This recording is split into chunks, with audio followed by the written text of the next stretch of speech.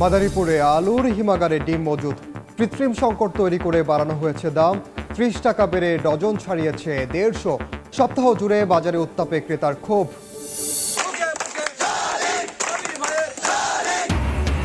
তিন দিন পর দ্বিতীয় ধাপের উপজেলা পরিষদ নির্বাচন। দিনরাত প্রচারণায় ব্যস্ত প্রার্থীরা, ভোটারদের কাছে টানতে নানা প্রতিশ্রুতি। কাজের নামে ভুয়া ভাউচার দিয়ে গাজীপুর জেলা আইনজীবী সমিতির 4 অ্যাকাউন্ট থেকে 2 কোটি টাকা আত্মসাৎ। সাবেক সভাপতি সহ 5 জনের বিরুদ্ধে মামলা। এবং মানিকগঞ্জে নদী ভাঙন রক্ষা প্রকল্পের কাজে নিম্নমানের জিও ব্যাগ ব্যবহারের অভিযোগ। বর্জ্য ফেলায় ভাগাড়ে পরিণত হয়েছে শরীয়তপুরের 10টি খাল।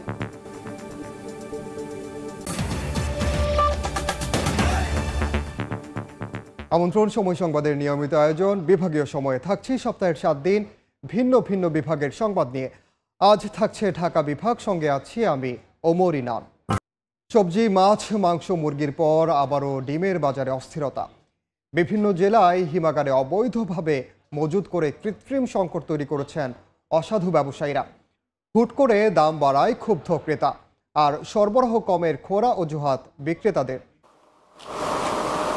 থরে থরে সাজানো ডিম, তবে এটি কোনো বাজারের দৃশ্য নয়। হিমাগারে আলুর জায়গায় খাঁচায় খাঁচায় মজুত করা হয়েছে ডিম। এদিকে কৃত্রিম সংকট দেখিয়ে মাদারীপুরে ডিমের হালিতে বাড়ানো হয়েছে 12 থেকে 15 টাকা। গত সপ্তাহে ছিল আপনার 140 টাকা, এই সপ্তাহে চলতেছে আপনার 150 টাকা। আগের মতো তো কিনা খাইতে পারছি না, আমাদের ক্রয় ক্ষমতার বাইরে চলে গেছে। সপ্তাহের ব্যবধানেই ডজনে দাম বেড়েছে 30 টাকা পর্যন্ত। বিক্রেতাদের অভিযোগ, হঠাৎ করেই মোকামগুলোতে চাহিদা মাফিক ডিম মিলছে না। দাবদাহে মুরগি মারা যাওয়ায় উৎপাদন কমেছে, খোঁড়া অজুহাত ব্যবসায়ীদের। স্টোরজাত করছে, এই জন্য হঠাৎ করে তারা ডিমের দাম বাড়াই দিচ্ছে। ব্যবসায়ীরা এইভাবে সিন্ডিকেট করে দামগুলো বাড়াইছেন। ক্রেতাদের অভিযোগ, বাজার মনিটরিং কমিটি শুধু কাগজেই। খোদ বিক্রেতারাও জানালেন, ডিমের বাজারে তদারকি না থাকায় সিন্ডিকেট ইচ্ছেমতো যা খুশি তাই করছে। এখানে একটা দুইটা ডিম বিক্রি করা হয়, ওখানে মনিটরিং করা হয়, তাহলে বাজারের তো আর অবস্থা বুঝতে পারবেন। খুচরা বাজারে কেউ আসে না, আমাদের পাইকারি যেহেতু আমাদের হোলসেল, আমাদের এখানেও কেউ আসে না। কৃষি বিপণন অধিদপ্তর 15 মার্চ যে 29টি পণ্যের দাম বেঁধে দিয়েছিল, তাতে একটি ডিমের খুচরা দাম নির্ধারণ করা হয় 10 টাকা 49 পয়সা, যা ডজনে দাঁড়ায় 126 টাকা। মনিরুজ্জামান প্রান্ত, সময় সংবাদ। 3 দিন পর দ্বিতীয় ধাপের উপজেলা পরিষদ নির্বাচনের ভোট গ্রহণ। সময় ঘনিয়ে আসায় রাত দিন প্রচারণায় ব্যস্ত প্রার্থীরা, ভোটারদের কাছে টানতে দিচ্ছেন নানা প্রতিশ্রুতি। তবে যোগ্য ব্যক্তিকে বেছে নেবেন বলে জানান ভোটাররা।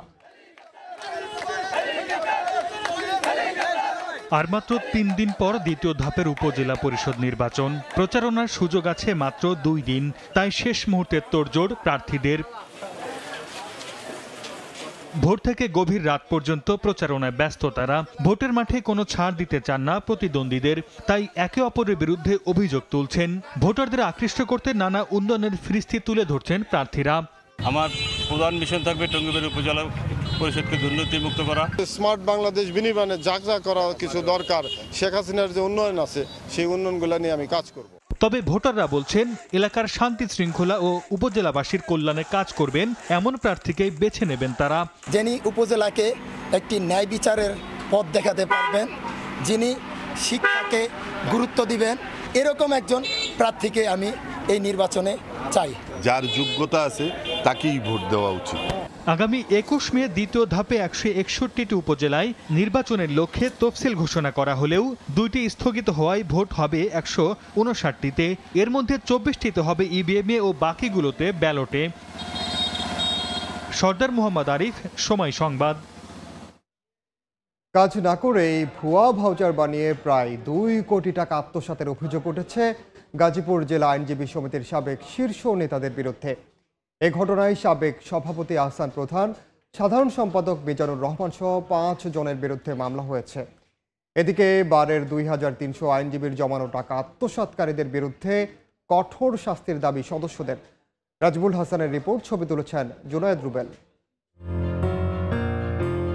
কাজের নামে একের পর এক ভুয়া ভাউচার তৈরি করে গাজীপুর জেলা আইনজীবী সমিতির 4টি অ্যাকাউন্ট থেকে প্রায় 2 কোটি টাকা আত্মসাতের অভিযোগে সাবেক সভাপতি আহসান উদ্দিন প্রধান, সাধারণ সম্পাদক মিজানুর রহমান সহ 5 জনের বিরুদ্ধে মামলা দায়ের করা হয়েছে। আইনজীবী সমিতির পক্ষে চিফ মেট্রোপলিটন ম্যাজিস্ট্রেট আদালতে মামলাটি দায়ের করেন সমিতির স্টাফ সোহাগ রানা খান।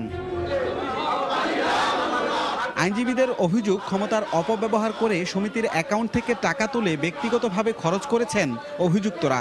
এমন পরিস্থিতিতে আইনজীবী সমিতির আত্মসাৎ হওয়া অর্থ উদ্ধারে প্রতিবাদ ও বিক্ষোভ করেন অন্য সদস্যরা। সেক্রেটারির মেয়েকে বিদেশ পাঠানোর জন্য 12 থেকে 40 লক্ষ টাকা নিয়েছেন, এগুলো অন্যায়ভাবে নিয়েছেন। অ্যাডহক কমিটির সদস্য সচিব জানান, তাদের কাছ থেকে সকল নথিপত্র উদ্ধার করা হয়েছে। অভিযুক্তরা অভিযোগের জবাবে আত্মসাতের বেশ কিছু বিষয় স্বীকারও করেছেন বলে জানান সিনিয়র এই আইনজীবী। তাদেরকে বিচারের আওতায় আনার জন্য আমরা বিজ্ঞ চিফ জুডিশিয়াল ম্যাজিস্ট্রেট মেট্রো নিকট মামলা দায়ের করেছি। 1978 সালে গঠিত গাজীপুর জেলা আইনজীবী সমিতিতে বর্তমানে 2300-র বেশি সদস্য রয়েছে।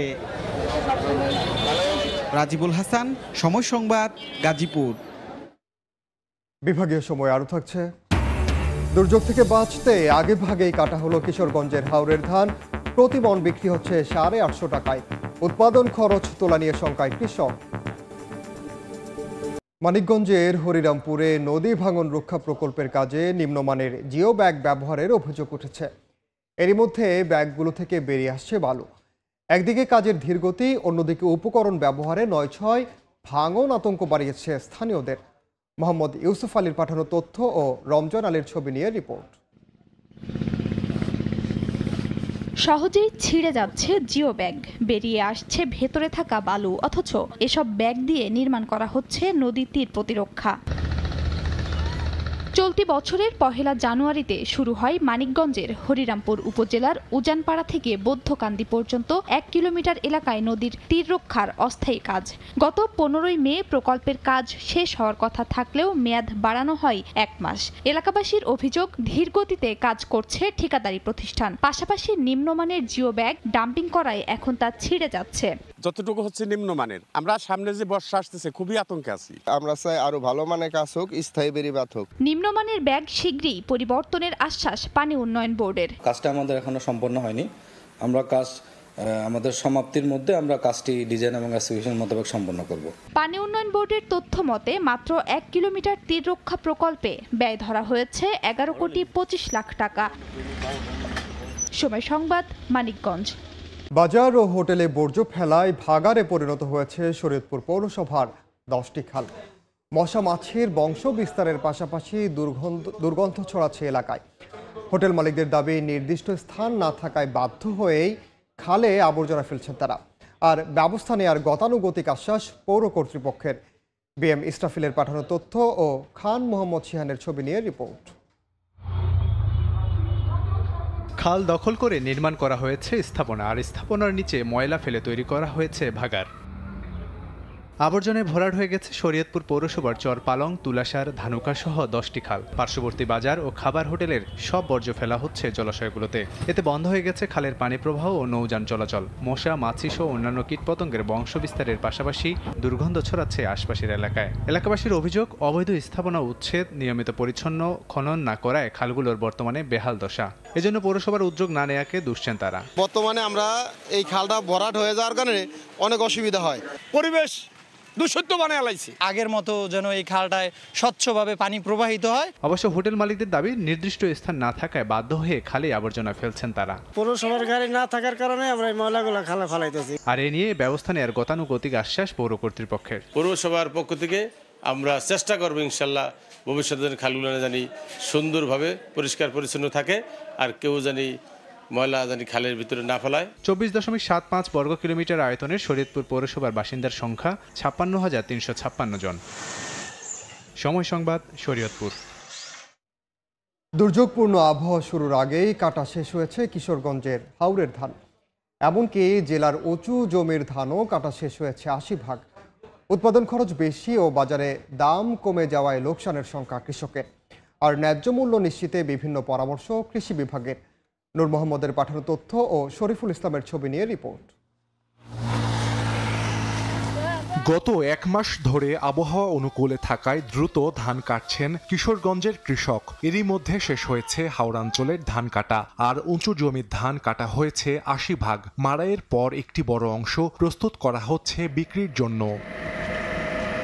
নতুন ধান নিয়ে জেলার করিমগঞ্জের চামড়া বন্দর ঘাটে প্রতিদিন আসছে শত শত নৌকা। চলতি সপ্তাহে প্রতিমন ধান বিক্রি হচ্ছে ৮০০ থেকে ৮৫০ টাকায়। উৎপাদন খরচ মেটাতে কম দামে ভেজা ধান বিক্রি করছেন অনেকে। এতে লোকসানের শঙ্কায় তারা। কষ্ট করে রোদে পুরা যদি ১০ টাকা এখান থেকে ইনকাম না পাই আমরা কি করে চলবো? এই ধরে তো ধানের দাম আরো মানে নিচে ১২০০ টাকা দাম পড়ন লাগলো। সরকার যদি সরাসরি আমাদের কাছ থেকে কৃষকের কাছ থেকে সরাসরি নিত তাহলে আমরা অনেকটা লাভবান। মিল মালিকরা এখনো ধান কেনা শুরু না করায় কৃষক কম দাম পাচ্ছে বলে জানান ব্যবসায়ীরা। কাঁচা ধানটা আমরা কিনতেছি ৮৪০-৫০ টাকা, শুকনা ধানটা কিনতেছি ৯৫০-৬০ টাকা। এই হিসাবে ধানের বাজার এখন বর্তমানে থাকতো ১২00-১৪০০ টাকা। আমাদের কৃষক যা উৎপাদন করতেছে সেই তুলনায় ধানের দাম একদম কম। তবে কৃষি বিভাগ বলছে কৃষকের ন্যায্য মূল্য নিশ্চিতে দেয়া হচ্ছে বিভিন্ন পরামর্শ। কৃষকদের নিকট একটা পরামর্শ হচ্ছে যে আপনি আপনার ধানটা স্টোর করে কিছুদিন পরে যদি বিক্রি করেন তাহলে আপনি অবশ্যই সরকার নির্ধারিত মূল্যে সরকারের নিকট বিক্রি করতে পারবেন। কৃষি বিভাগের তথ্য মতে চলতি মৌসুমে কিশোরগঞ্জে ১,৬৭,১৫০ হেক্টর জমিতে বোরো আবাদ হয়েছে, আর উৎপাদন লক্ষ্যমাত্রা ধরা হয়েছে ৭,৫৭,৩৮৭ মেট্রিক টন চাল। সময় সংবাদ, কিশোরগঞ্জ। বিভাগীয় সময়ে আরেকবার সংযোগ সড়ক তৈরি না করেই পাকা সেতু নির্মাণ। ৫ বছরেও ব্যবহার উপযোগী হয়নি টাঙ্গাইলের পাইকরা খালের সেতুটি। তবে সমাধানের আশ্বাস সংশ্লিষ্ট বিভাগের। কাদের তালুকদারের পাঠানো তথ্য ও রাশেদ খানের ছবি নিয়ে রিপোর্ট। বিলের মাঝে নির্মাণ করা হয়েছে পাকা সেতু, অথচ দুই পাশে তৈরি করা হয়নি কোনো সংযোগ সড়ক। 2019 সালে টাঙ্গাইলের কালিহাতী উপজেলার খড়শিলা রোয়াইল সড়কের পাইকরা খালের ওপর 24 ফুট দীর্ঘ পাকা সেতু নির্মাণ করে দুর্যোগ ব্যবস্থাপনা মন্ত্রণালয়। একই সঙ্গে সংযোগ সড়ক তৈরি না করায় গত 5 বছরেও সেতুটি ব্যবহার করতে পারেনি কেউ। এলাকাবাসী জানান, সেতুর দুই পাশে কাঁচা সড়ক থাকায় সড়কটি ব্যবহারে ভোগান্তি বেড়েছে। বিকল্প সড়কে অতিরিক্ত অন্তত 5 কিলোমিটার ঘুরে যাতায়াত করতে হচ্ছে তাদের। তবে নতুন প্রকল্প গ্রহণ করে শিগগিরই সংযোগ সড়ক নির্মাণের আশ্বাস উপজেলা প্রকল্প বাস্তবায়ন কর্মকর্তার। সেতুটি নির্মাণে ব্যয় হয়েছে 20,12,000 টাকা। সময় সংবাদ, টাঙ্গাইল। এ পর্যায়ে বিভাগীয় সময়ের শীর্ষ সংবাদগুলো জানিয়ে দিচ্ছি আরেকবার। মাদারীপুরে আলুর হিমাগারে ডিম মজুদ, কৃত্রিম সংকট তৈরি করে বাড়ানো হয়েছে দাম। 30 টাকা বেড়ে ডজন ছাড়িয়েছে 150। সপ্তাহ জুড়ে বাজারে উত্তাপে ক্রেতার ক্ষোভ।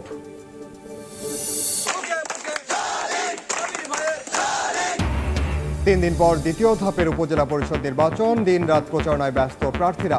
ভোটারদের কাছে টানতে নানা প্রতিশ্রুতি। এবং কাজের নামে ভুয়া ভাউচার দিয়ে গাজীপুর জেলা আইনজীবী সমিতির 4 অ্যাকাউন্ট থেকে 2 কোটি টাকা আত্মসাৎ। সাবেক সভাপতি সহ 5 জনের বিরুদ্ধে মামলা।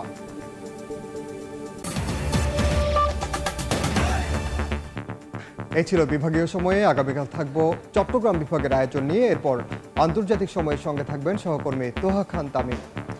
ইনান, আপনাকে ধন্যবাদ। আন্তর্জাতিক সময় নিয়ে ফিরছি কিছুক্ষণ পরে, সঙ্গে থাকুন সময়ের।